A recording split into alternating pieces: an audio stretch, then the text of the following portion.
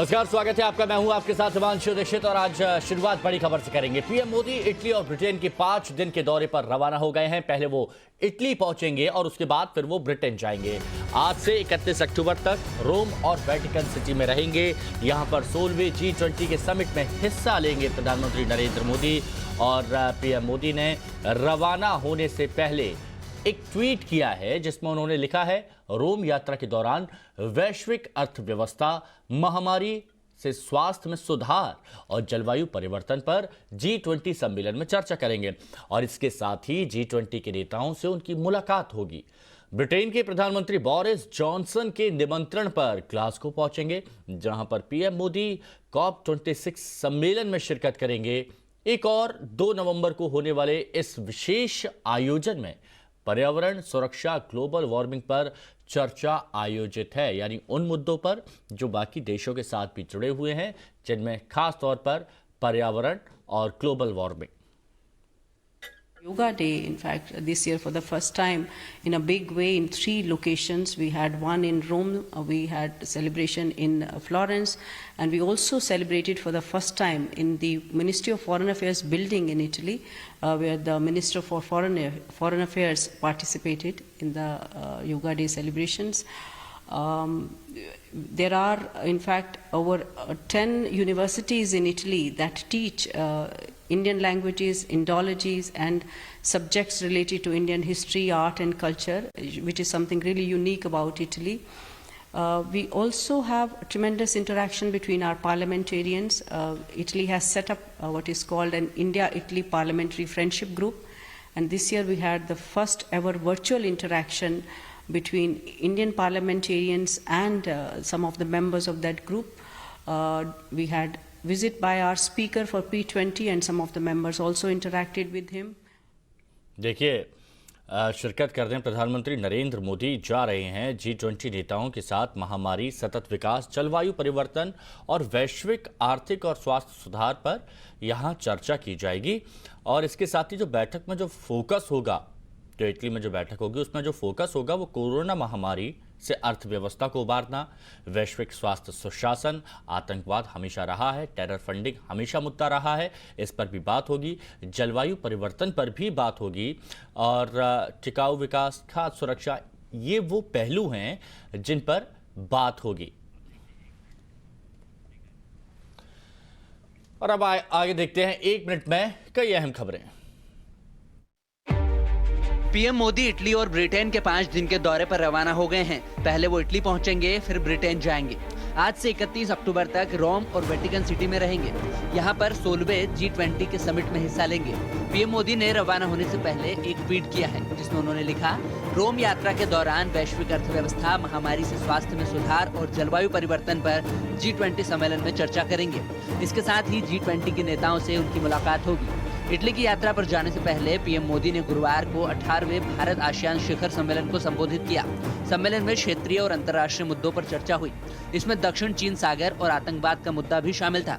सम्मेलन में शामिल सभी देशों के नेताओं ने दक्षिण चीन सागर में शांति, स्थायित्व, सुरक्षा पर जोर दिया। इटली के बाद पीएम मोदी ब्रिटेन के पीएम के निमंत्रण पर ग्लासगो पहुंचेंगे, जहां पर PM Modi Glasgow climate change conference में शिरकत करेंगे। 1 और 2 नवंबर को होने वाले इस विशेष आयोजन में पर्यावरण सुरक्षा और ग्लोबल वार्मिंग पर चर्चा होगी।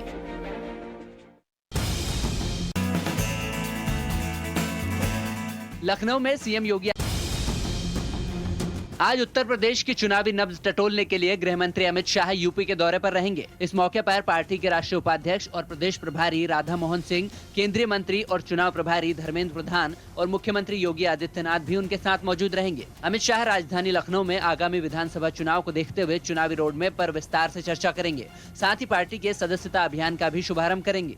बता दें, यूपी में बीजेपी के करीब 2 करोड़ 30 लाख सदस्य हैं, जिसको पार्टी ने 4 करोड़ तक पहुंचाने का लक्ष्य रखा है। इसके लिए पार्टी ने कार्यकर्ताओं, पदाधिकारियों, बूथ अध्यक्षों को इसकी जिम्मेदारी दी गई है। अमित शाह अवध क्षेत्र के शक्ति केंद्र प्रभारियों को संबोधित भी करेंगे। साथ ही पार्टी के एलईडी प्रचार वाहनों को हरी झंडी दिखाकर रवाना करेंगे। आने वाले 1 महीने में अमित शाह 3 बार यूपी का दौरा करेंगे। 29 अक्टूबर को अपने दौरे के बाद अमित शाह वाराणसी में 13 और 14 नवंबर को एक कार्यक्रम में हिस्सा लेंगे। इसके बाद शाह 22 नवंबर को भी लखनऊ में डीजीपी कॉन्फ्रेंस में हिस्सा लेंगे।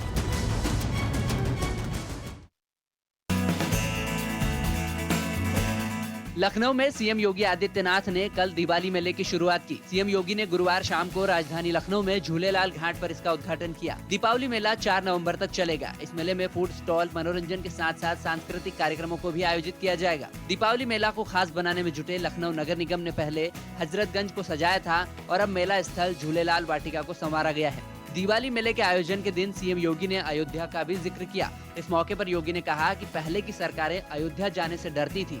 इसके साथ ही यूपी के मंत्री भी राम और कृष्ण का नाम लेने से बचते थे। गुरुवार को पश्चिम बंगाल की मुख्यमंत्री ममता बनर्जी गोवा के 5 दिवसीय दौरे पर पहुंची हैं। उत्तर बंगाल के 5 दिनों के दौरे को खत्म करने के बाद ममता बागडोगरा से सीधे ही विमान पकड़कर सीधे पणजी एयरपोर्ट पहुंची। 40 सदस्यीय गोवा विधानसभा के लिए अगले साल फरवरी में चुनाव होने वाले हैं। इससे पहले ममता का यह दौरा अहम होने जा रहा है। इस साल की शुरुआत में हुए बंगाल विधानसभा चुनाव में टीएमसी की प्रचंड जीत के बाद नई दिल्ली की यात्रा के बाद ममता का किसी दूसरे राज्य की ये पहली यात्रा है। गोवा पहुंचने के बाद ममता बनर्जी आज टीएमसी की गोवा यूनिट के नेताओं के साथ मुलाकात करेंगी, जिसके बाद वो गोवा के बाजारों में जाकर स्थानीय लोगों से भी मिलेंगी और उनसे बातचीत करेंगी। स्थानीय लोगों से मुलाकात करने के बाद ममता बनर्जी पणजी से 30 किलोमीटर दूर बने एक मंदिर में भी जाएंगी और वहां भगवान के दर्शन करेंगी। 26 दिनों के बाद आखिरकार शाहरुख खान के बेटे आर्यन खान को बड़ी राहत मिली है। गुरुवार को आर्यन खान को कोर्ट से जमानत मिल गई। आर्यन खान समेत अरबाज मर्चेंट, मुनमुन धमीजा को भी बेल मिल गई है। बेल मिलने के बाद भी बीती रात आर्यन खान को जेल में ही रहना पड़ा। अब कोर्ट के लिखित आदेश की कॉपी मिलने के बाद ही आर्यन, अरबाज और मुनमुन जेल से बाहर आ पाएंगे। आर्यन खान के वकील 3 बार कोशिश करने के बाद ही उनका बेल करा पाए। इससे पहले सेशन कोर्ट ने 2 बार आर्यन खान की बेल याचिका खारिज कर दी थी। आर्यन को बेल देने के साथ साथ कोर्ट ने कुछ शर्तें भी रखी हैं, जैसे वो जज की इजाजत के बिना देश से बाहर नहीं जा सकते। साथ ही अगर आर्यन खान को ग्रेटर मुंबई से बाहर जाना है तो उन्हें इस मामले में इन्वेस्टिगेशन ऑफिसर को बताना होगा। साथ ही अपने दौरे के बारे में भी जानकारी देनी होगी। आर्यन खान के जेल में रहने की वजह से मन्नत में गौरी खान का बर्थडे, शाहरुख खान, गौरी खान की मैरिज एनिवर्सरी सेलिब्रेट नहीं की गई थी। लेकिन अब उनके लिए खुशी की बात यह है कि वो 2 नवंबर को अपने पिता के जन्मदिन पर उनके साथ ही होंगे। साथ ही दिवाली का त्योहार भी परिवार के साथ मना पाएंगे। आर्यन खान के साथ एनसीबी दफ्तर में सेल्फी लेने वाले किरण गोसावी को कोर्ट ने धोखाधड़ी के केस में 8 दिन की पुलिस कस्टडी में भेजा है। Kiran Gosavi Mumbai cruise drugs case में विवादित गवाह है। उन्हें पुणे पुलिस ने 2018 में दर्ज धोखाधड़ी के केस में गिरफ्तार किया था। इसके साथ ही इस मामले में एनसीबी के जोनल डायरेक्टर समीर वानखेड़े की मुश्किलें भी कम होने का नाम नहीं ले रही है। वानखेड़े के खिलाफ चल रही जांच का अब गोसावी के बॉडीगार्ड प्रभाकर सेल भी हिस्सा बन सकते हैं। इस मामले को लेकर एनसीबी के डीडीजी ज्ञानेश्वर सिंह ने मुंबई पुलिस को एक चिट्ठी भी लिखी है। अपनी चिट्ठी में ज्ञानेश्वर सिंह ने मांग की है कि प्रभाकर सेल को आज इस मामले में पूछताछ के लिए बुलाया जाए। वानखेड़े पर मुंबई पुलिस की जांच शुरू होने के बाद अब उनके खिलाफ गिरफ्तारी की तलवार लटक रही है। इस बीच वानखेड़े ने गुरुवार को बॉम्बे हाई कोर्ट का दरवाजा खटखटाया और मामले की जांच सीबीआई से कराए जाने की मांग की, लेकिन कोर्ट ने उनकी अर्जी को खारिज कर दिया। कोर्ट में महाराष्ट्र सरकार के वकील ने कहा कि अगर एनसीबी अधिकारी को गिरफ्तार किया जाएगा तो उससे 72 घंटे यानी कि 3 दिन पहले ही उन्हें इस बारे में सूचना दे दी जाएगी। महाराष्ट्र के मंत्री और एनसीपी नेता नवाब मलिक ने एक-एक कर वानखेड़े पर कई आरोप लगाए हैं, जिनमें बड़ी हस्तियों से उगाही का भी आरोप शामिल है। मुंबई के पूर्व पुलिस कमिश्नर परमबीर सिंह की मुश्किलें बढ़ गई हैं। ठाणे कोर्ट ने उनके खिलाफ गैर जमानती वारंट जारी किया है। पुलिस ने बुधवार को कोर्ट में आवेदन दायर करते हुए कहा था कि उनके खिलाफ गैर जमानती वारंट जारी किया जाए, क्योंकि उनके खिलाफ वसूली के मामले में वो फरार हैं और समन पर पूछताछ के लिए भी हाजिर नहीं हो रहे हैं। आपको बता दें कि विपिन अग्रवाल नाम के एक व्यापारी ने मुंबई के गोरेगांव पुलिस स्टेशन में एफआईआर दर्ज करवाई थी। इस केस में परमबीर सिंह समेत एंटीलिया कांड में गिरफ्तार सचिन वाजे भी आरोपी हैं। शिकायत के मुताबिक वाजे और उसके साथी मिलकर मुंबई के बार और रेस्टोरेंट वालों से पैसों की वसूली करते थे और पैसे न देने पर उन पर कार्रवाई का डर दिखाया जाता था। मुंबई के पुलिस कमिश्नर के पद से हटाए जाने के कुछ दिनों बाद परमबीर सिंह ने मुख्यमंत्री उद्धव ठाकरे को लिखी एक चिट्ठी में दावा किया था कि महाराष्ट्र के तत्कालीन गृह मंत्री अनिल देशमुख पुलिस अधिकारियों से मुंबई में रेस्टोरेंट और बार के मालिकों से पैसे की उगाही के लिए कहते थे। जम्मू कश्मीर सरकार ने गुरुवार को भ्रष्टाचार और अखंडता के मुद्दों पर 8 कर्मचारियों को जबरन रिटायर कर दिया है। सेवा से समय से पहले सेना निवृत्त हुए कर्मचारियों में जम्मू कश्मीर प्रशासनिक सेवा यानी कि JKAS के 4 अधिकारी और 1 डॉक्टर शामिल है, जिनके खिलाफ भ्रष्टाचार के आरोप है। अधिकारियों ने कहा, जम्मू कश्मीर सिविल सेवा विनिमय के अनुच्छेद 226(2) के तहत इन 8 कर्मचारियों की सेवाओं को खत्म कर दिया गया है। सूत्रों ने बताया कि बर्खास्त किए गए लोगों को 3 महीने का नोटिस भत्ता भी दिया गया है। बताया जा रहा है कि सेवा से हटाए गए इन सभी कर्मचारियों की उम्र या तो 48 साल से ज्यादा थी या फिर इन लोगों को नौकरी करते हुए 22 साल से ज्यादा का वक्त हो गया था।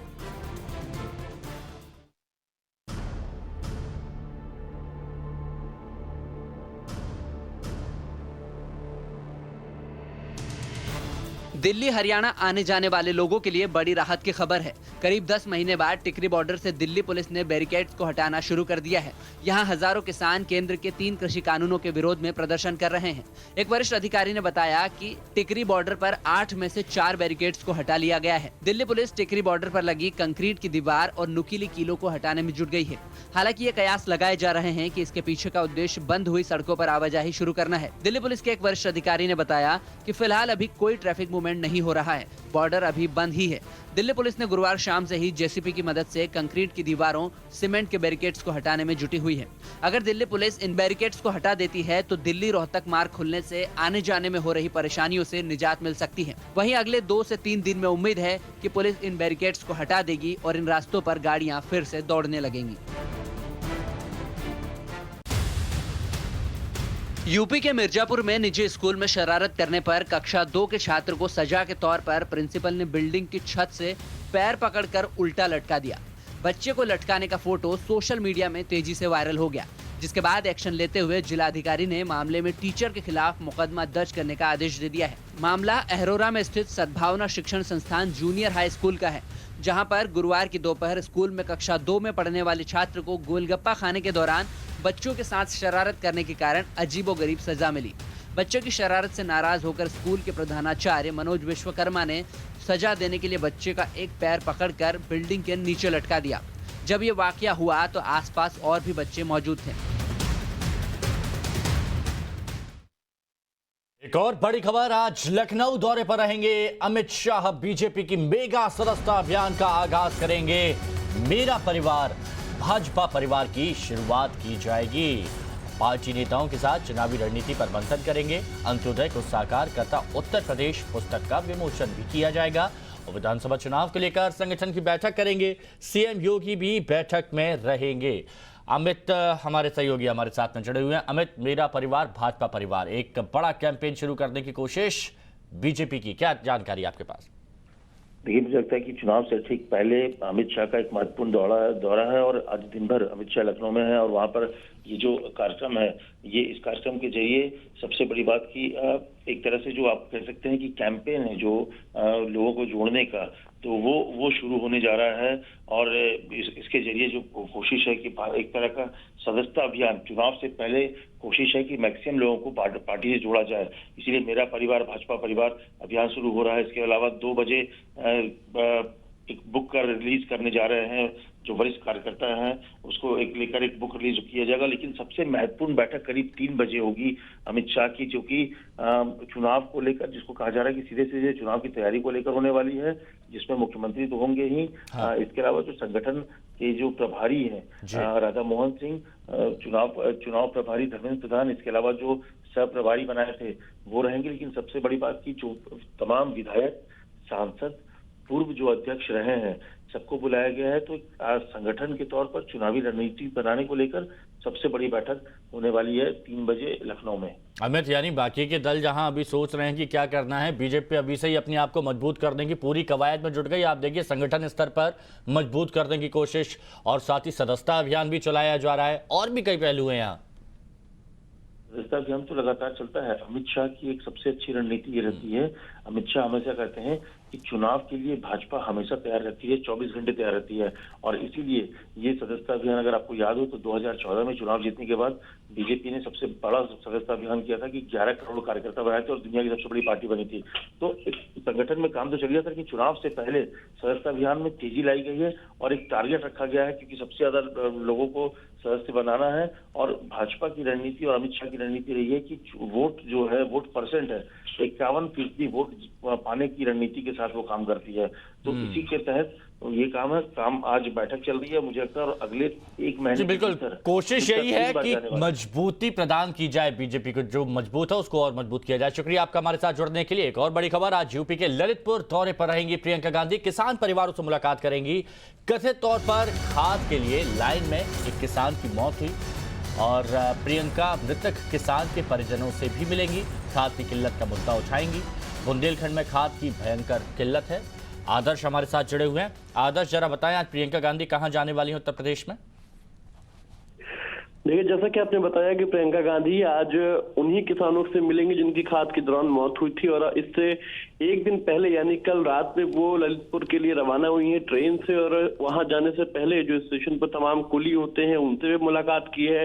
आज माना जा रहा है कि किसानों से मिलकर एक बड़ा संदेश देने की कोशिश है कि यूपी में कोई भी अगर काम होता है या फिर अगर उनकी सरकार आती है या उनके समर्थन से कोई सरकार बनती है तो किसानों को लेकर विशेष ध्यान दिया जाएगा। इसी संदेश को देने के लिए आज प्रियंका गांधी वाड्रा ललितपुर गई हुई हैं, और माना जा रहा है किसानों से मिलकर अपनी पार्टी या सरकार जिन राज्यों में है वहां से किसी भी तरीके के समर्थन या मदद की भी घोषणा कर सकती हैं। यानी कांग्रेस को मजबूती देने की कोशिश की जा रही है और साथ ही किसानों को अपने पाले में करने की भी कोशिश हो रही है। शुक्रिया आदर्श, जुड़ने के लिए आपका। और चलिए अब आपको दिखाते हैं 5 मिनट में तेज रफ्तार से खबरें। आज से 3 दिवसीय विदेश दौरे पर प्रधानमंत्री नरेंद्र मोदी 30 से 31 अक्टूबर को इटली के रोम में G20 शिखर सम्मेलन में होंगे शामिल। कई देशों के राष्ट्राध्यक्ष भी रहेंगे मौजूद। रोम के बाद ब्रिटेन के ग्लासगो पहुंचेंगे पीएम मोदी। 1 और 2 नवंबर को होने वाले COP26 समिट में होंगे शामिल। पर्यावरण सुरक्षा को लेकर होगी अहम बैठक। रोम में G20 वित्त और स्वास्थ्य मंत्रियों की संयुक्त बैठक में हिस्सा लेंगे निर्मला सीतारमण। कोरोना महामारी की रोकथाम को लेकर होगी चर्चा। G20 शिखर सम्मेलन से पहले इटली के पीएम से मिलेंगे अमेरिकी राष्ट्रपति जो बाइडेन। पोप फ्रांसिस से भी मुलाकात करेंगे अमेरिकी प्रेसिडेंट। आज T20 वर्ल्ड कप में भिड़ेंगी एशियाई देशों की 2 टीमें। पाकिस्तान और अफगानिस्तान के बीच में होगा मुकाबला। यूपी विधानसभा चुनाव को लेकर आज सीएम योगी समेत बीजेपी नेताओं की बैठक लेंगे अमित शाह। लखनऊ में बीजेपी के महाअभियान की भी करेंगे शुरुआत। यूपी में अंत्योदय पर बुक लॉन्च भी करेंगे। विकास दीपोत्सव की शुरुआत कर विपक्ष पर बरसे सीएम योगी। बोले अयोध्या जाने से डरती थी सरकारें, मंत्री नहीं लेते थे राम और कृष्ण का नाम। अगले महीने यूपी में छात्रों को लैपटॉप बांटने को लेकर सीएम योगी पर अखिलेश ने साधा निशाना। बोले अगर वो लैपटॉप चलाना जानते थे तो पहले ही बांट देते। ललितपुर में खाद के लिए लाइन में लगे किसान की मौत के बाद आज पीड़ित किसानों से मिलेंगी प्रियंका गांधी। बुंदेलखंड में खाद की किल्लत से परेशान है किसान। आज गोवा के पणजी में टीएमसी नेताओं और कार्यकर्ताओं की बैठक लेंगी ममता बनर्जी। शाम को मंदिरों में दर्शन कर जनता से भी मिलेंगी बंगाल की सीएम। पीएम मोदी 5 नवंबर को केदारनाथ मंदिर में करेंगे पूजा अर्चना। श्री आदि शंकराचार्य समाधि का उद्घाटन और प्रतिमा का अनावरण भी करेंगे। 2013 की बाढ़ के बाद समाधि का पुनर्निर्माण किया गया है।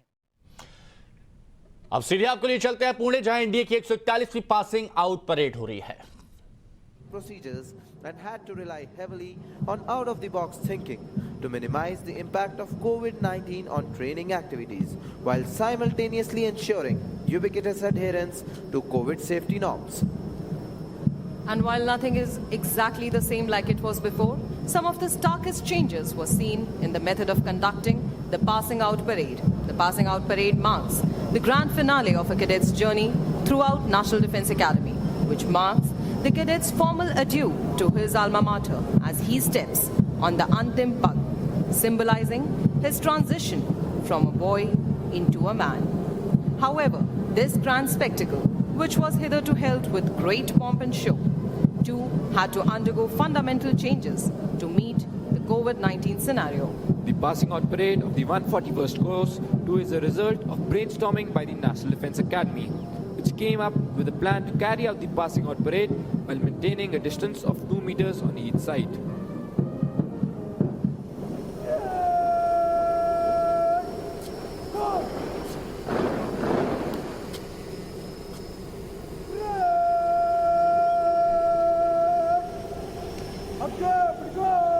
तो महाराष्ट्र स्थित पुणे में नेशनल डिफेंस एकेडमी में 141वें कोर्स में पासिंग आउट परेड इस वक्त चल रही है और यहाँ वो जगह है जहाँ पर कैडेट्स अधिकारी बनते हैं, भारतीय सेना को अधिकारी मिलते हैं, देश सेवा के लिए तैयार हुए अधिकारी।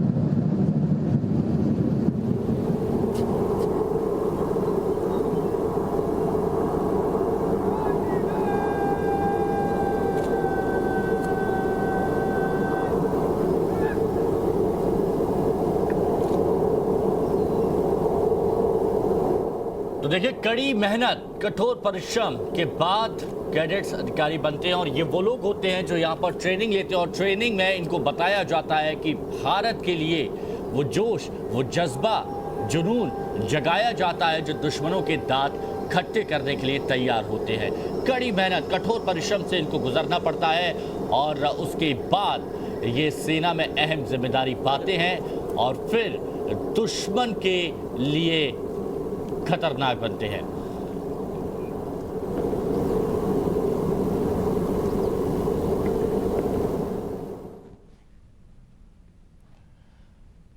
वैसे बहुत गर्व का पल होता है उन सभी कैडेट्स के लिए जो पासिंग आउट परेड में पास होते हैं और सेना के लिए अपना योगदान देते हैं। यहां रुकेंगे एक छोटे से ब्रेक के लिए।